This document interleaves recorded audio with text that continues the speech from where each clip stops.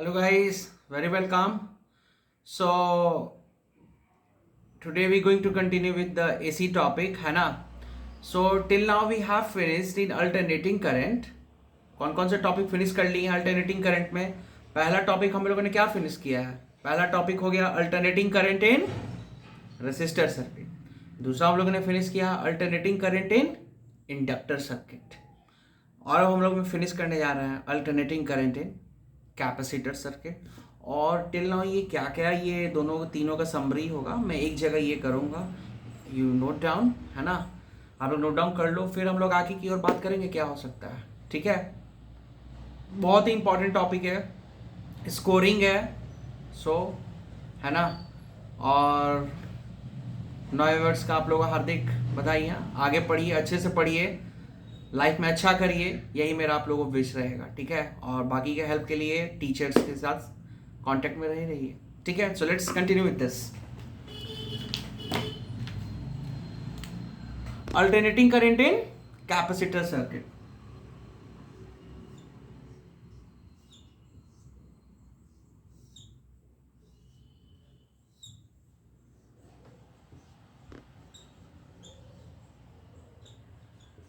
मैं सारे का एक समरी जो है ना लास्ट में बताऊंगा, पहले मैं सबका यहाँ पे बता देता हूँ कि इसमें क्या लैग करता है। ऑलरेडी हम लोग को पता है रेसिस्टर सर्किट में दोनों अलोंग द सेम फेज होता है, वोल्टेज एंड करंट दोनों।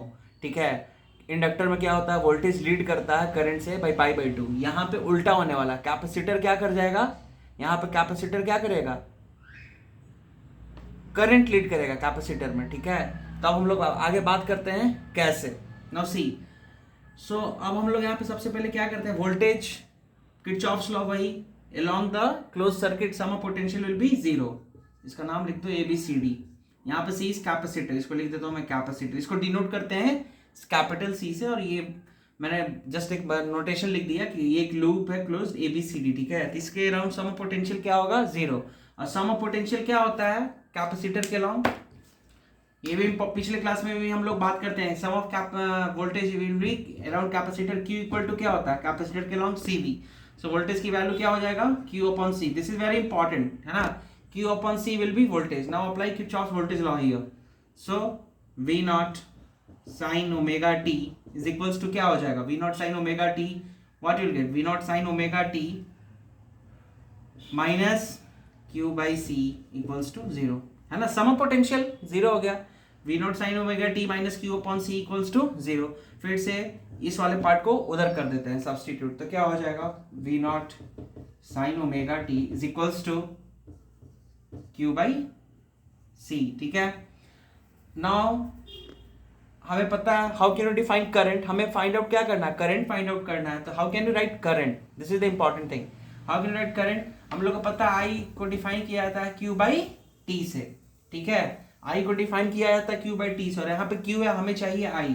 So what will do, will differentiate the function दोनों तरफ, किसके रिस्पेक्ट में, टाइम के रिस्पेक्ट में। तो क्या हो जाएगा V नॉट साइन का डिफरेंशिएशन cos एंड T का coefficient omega, will write omega here is equals to what you will get here Q by T, क्योंकि डिफरेंशिएट दोनों तरफ टाइम के रिस्पेक्ट में हो रहा है, Q बाई T क्या हो जाएगा ऑटोमेटिकली I बाई C यहाँ पे आ जाएगा। ठीक है, सो अब हमें निकालना क्या है I की वैल्यू, तो I इक्वल्स टू क्या हो जाएगा V नॉट, ये C मल्टीप्लाई हो जाएगा ओमेगा कॉस ओमेगा टी। ये वेरी इंपॉर्टेंट डेरिवेशन, ये I equal to V not C cos omega t, ये किसकी वैल्यू आ गई, करंट की वैल्यू आ गई।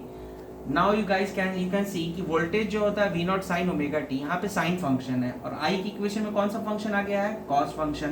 तो जब हम लोग ग्राफ देखते हैं, साइन का ग्राफ तो ऑरिजिन से शुरू होता है, और कॉस का ग्राफ क्या है, कॉस है, तो कॉस हमेशा कहाँ से शुरू होता है, क्योंकि कॉस जीरो पे ही 1 हो जाता है। तो हम लोग देखने से यहाँ पे लग रहा है कि I यहाँ पे क्या करेगा, लीड करेगा। कैपेसिटर सर्किट में I लीड करता है वोल्टेज से, कितने डिग्री एंगल से, पाई बाई 2। ये वेरी इंपॉर्टेंट क्वेश्चन। ठीक है, ये रहा I, ये I का ग्राफ हो जाएगा, और ये हो जाएगा V, और ये क्या हो जाएगा, टाइम एक्सिस हो जाएगा। ठीक है, ये बहुत ही इंपॉर्टेंट, यही अगर इंडक्टर के केस में था तो क्या हो रहा था, वोल्टेज तो हमेशा एज यूजुअल यही से क्या होता था, करंट नीचे से आता, क्योंकि वहां पे माइनस कॉस होता था, इसलिए वेरी इंपॉर्टेंट दोनों डायग्राम। ये डायग्राम मान लो एग्जाम में आ गया, ये किस डायग्राम किस सर्किट को रिप्रेजेंट कर रहा है? रिप्रेजेंट कर रहा है इंडक्टर सर्किट को, रिप्रेजेंट कर रहा है कैपेसिटर सर्किट को।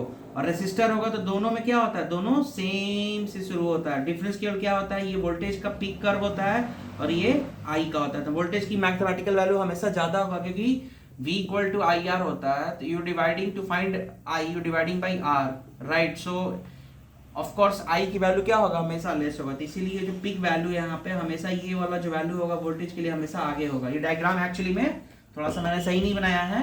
एक्चुअली में अगर रेसिस्टर सर्किट में डायग्राम I और V का होगा तो कैसा होगा, ये हो जाएगा वोल्टेज का कर्व। करंट का जो कर्व होगा थोड़ा ऐसा होगा। तो ये वोल्टेज को रिप्रेजेंट करेगा, ये I को।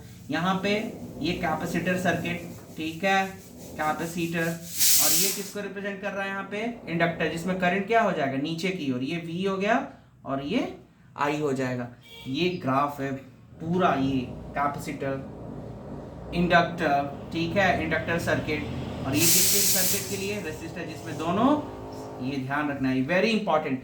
ये अल्टरनेटिंग करंट के 3 इंपॉर्टेंट चीज, ग्राफ कैसे ये होता है। होप यू गाइस अंडरस्टूड, ये वेरी इंपॉर्टेंट। कमिंग क्लास में इससे और रिलेटेड जो कॉन्सेप्ट्स है I will continue with that. ये तीनों डायग्राम हुए है ना, तीनों सर्किट के रिलेटेड क्या क्या हो सकता है। एक और चीज, पावर की वैल्यू जो होता है किसमें, इंडक्टर में और कैपेसिटर में क्या होता है, पावर की वैल्यू 0 होता है, ठीक है। मैं आने वाले क्लास में इसको प्रूव कर दूंगा। But right now keep in mind they are called as whatless circuit. Capacitor and inductor are called as whatless circuit. जबकि जो भी पावर होता है वो किसमें केवल होता है, रेसिस्टर में होता है। You guys keep note down. मैं कमिंग क्लास में बताऊंगा कि why capacitor and inductor are called as whatless circuit. These are, you can say, this is the summary of the 3 circuit: capacitor, inductor and resistor. In coming class I will explain further concepts related to this, है ना। एक circuit बचा LCR, एक transformer बचा, एक LCR बचा और एक रेजोनेंस। ये तीनों नेक्स्ट क्लास में हो जाएगा। So hope you guys you understood till here. Any doubts please mention in the comment section and if you like my channel please subscribe, है ना। In coming session will bring more videos such like that, so in less time you'll learn more concepts. Thank you, bye bye, till then, see you, Jai Hind.